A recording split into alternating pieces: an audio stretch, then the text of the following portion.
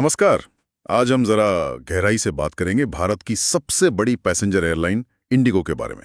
हमारे पास कुछ दिलचस्प जानकारी है जो इंडिगो भारतीय विमानन का नेतृत्व और विस्तार नाम के दस्तावेज से मिली है। हाँ, और मकसद यही है कि इन स्रोतों के आधार पर समझें कि इंडिगो की बाजार में क्या स्थिति है, कितना बड़ा ऑपरेशन है इनका, आजकल क्या चल रहा है और आगे की क्या सोच है। बिल्कुल। और शुरुआत एक मजेदार फैक्ट से करते हैं।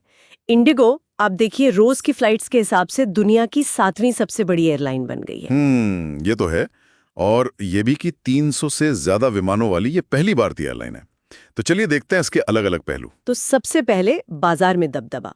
फिस्कल ईयर 24 तक जो घरेलू मार्केट है उसमें इंडिगो का हिस्सा करीब 62% था। 62%? मतलब आधे से कहीं ज्यादा। हाँ, लगभग 2/3 कह सकते हैं। और इंटरनेशनल पैसेंजर सेगमेंट में भी करीब 18% हिस्सेदारी। ये भी कम नहीं है। बिल्कुल नहीं। ये आंकड़े दिखाते हैं कि पकड़ कितनी मजबूत है। और अगर स्केल की बात करें यानी कितने बड़े पैमाने पर काम हो रहा है। हाँ, वो आंकड़े भी जबरदस्त हैं। FY24 में 10 करोड़ 67 लाख यात्रियों ने सफर किया। सोचिए जरा। हाँ। और लोड फैक्टर यानी सीटें कितनी भरी रहती हैं औसतन, वो करीब 86% रहा। 86%? ये तो काफी कुशल ऑपरेशन दिखाता है। सही है। और पीक पर एक दिन में 2021 मतलब 2000 से भी ज्यादा फ्लाइट्स ऑपरेट की। ASK और RPK जो कैपेसिटी और ट्रैफिक के मापक हैं उनमें भी अच्छी ग्रोथ दिखी है। अच्छा, ये तो हुई स्केल की बात। अब आते हैं कमाई पर। जाहिर है ज्यादातर पैसा तो टिकट से ही आता है, करीब 94%। हाँ, वो तो है ही। लेकिन जो देखने वाली बात है वो है EBITDA मार्जिन। FY24 में ये सुधरकर 25% हो गया। पिछले साल ये सिर्फ 13% था।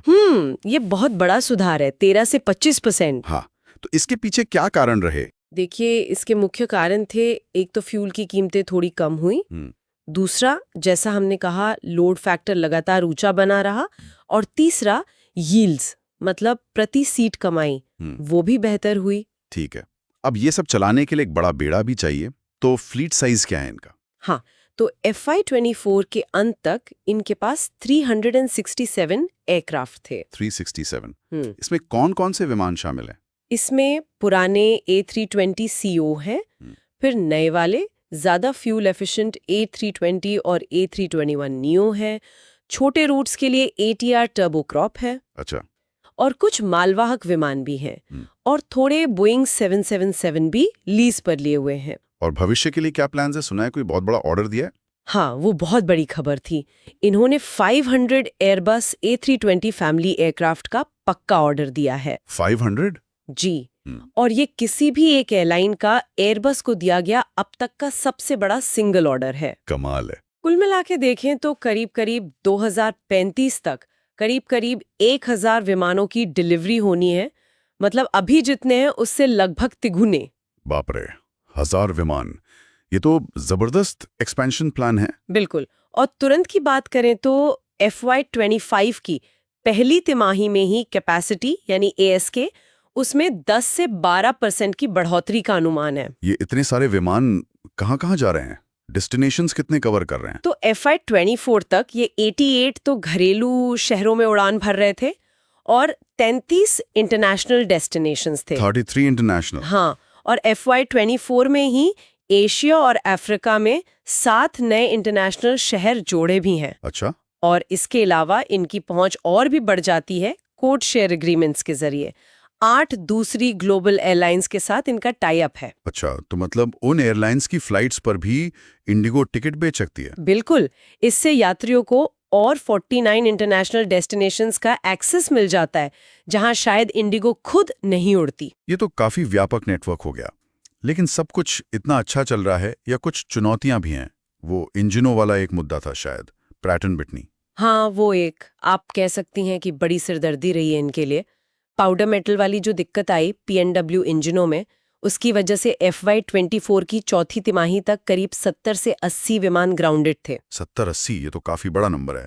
इसका असर तो पड़ा होगा ऑपरेशंस पर। हाँ, असर तो पड़ा, लेकिन इसमें एक ताज़ा डेवलपमेंट ये है कि जून 2024 में PNW की जो सहयोगी कंपनी है IAE, उसके साथ एक मुआवजे का समझौता हुआ है। अच्छा, मुआवजे का समझौता? तो कुछ राहत मिलेगी इससे? उम्मीद तो यही है। ये समझौता खास तौर पे उन स्थितियों के लिए है जब इंजन उपलब्ध नहीं हो पाते। चलिए, ये कुछ सकारात्मक खबर है। अच्छा, चुनौतियों के साथ साथ क्या इनकी रणनीति में भी कुछ बदलाव दिख रहे हैं? हमने सुना है कि ये अब एक बिजनेस क्लास जैसा कुछ लाने की सोच रहे हैं। हाँ, ये एक दिलचस्प कदम है। कंपनी प्लान कर रही है कि भारत के जो सबसे बिजी बिजनेस रूट्स हैं उन पर एक खास मतलब प्रीमियम प्रोडक्ट लॉन्च किया जाए। प्रीमियम प्रोडक्ट, ये इंडिगो के लो कॉस्ट मॉडल से थोड़ा अलग नहीं है? तो और ये शायद FY25 की तीसरी तिमाही तक चालू भी हो सकता है। ये दिखाता है कि वो अब प्रीमियम यात्रियों को भी टारगेट करना चाह रहे हैं। लेकिन ये ध्यान रखना जरूरी है कि कंपनी का जो कोर मॉडल है वो अभी भी लो कॉस्ट ही है और उसे बनाए रखने में कई चीजें मदद करती हैं। जैसे इनके बेड़े में लगभग 80% विमान नए फ्यूल एफिशिएंट नियो हैं। अच्छा, इससे फ्यूल कॉस्ट कम रहती होगी। बिल्कुल, और बेड़ा काफी युवा है, मतलब ज्यादातर विमान नए हैं तो मेंटेनेंस कॉस्ट भी कम रहती है और जाहिर है इतने बड़े ऑर्डर देते हैं तो मोल भाव करके अच्छी कीमत भी मिलती है। समझ गया। तो कॉस्ट कंट्रोल पर फोकस अभी भी मजबूत है। हाँ, वैसे एक और जानकारी है जो शायद महत्वपूर्ण हो सकती है, प्रमोटर होल्डिंग की। अच्छा, हाँ। मार्च 2022 में प्रमोटर्स की हिस्सेदारी करीब 75% थी, जो मार्च 2024 में घटकर 57% रह गई। ओह, ये तो काफी गिरावट है।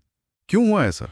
इसका कारण बताया गया है कि कुछ प्रमोटर्स ने ओपन मार्केट में अपने शेयर बेचे हैं, मतलब स्वामित्व में थोड़ा बदलाव आया है। ये भी एक देखने वाली बात है। तो कुल मिलाकर अगर हम इन स्रोतों को देखें तो इंडिगो एक बहुत बड़ी मजबूत मार्केट पोजीशन वाली एयरलाइन है जिसके पास बहुत ही महत्वाकांक्षी विस्तार योजनाएं हैं। सही कहा। वो इंजन जैसी चुनौतियों से जूझ भी रहे हैं, लेकिन अपनी कॉस्ट एफिशिएंसी बनाए हुए हैं और अब प्रीमियम सेगमेंट में भी हाथ आजमाने जा रहे हैं। बिल्कुल। तो यहाँ से एक बड़ा सवाल खड़ा होता है कि ये जो इतना बड़ा विस्तार है और साथ में प्रीमियम सेवाओं की तरफ झुकाव, इसको देखते हुए इंडिगो अपनी लो कॉस्ट जड़ों और एक ज्यादा विविध एयरलाइन बनने की महत्वाकांक्षा के बीच कैसे संतुलन बनाएगी? हाँ, ये बहुत अहम सवाल है और इसका असर, मतलब इतने बड़े प्लेयर के और ज्यादा बड़े होने का असर पूरे भारतीय एविएशन मार्केट और बाकी की एयरलाइंस पर क्या पड़ेगा, ये सोचना दिलचस्प होगा। निश्चित रूप से ये आगे देखने वाली बात।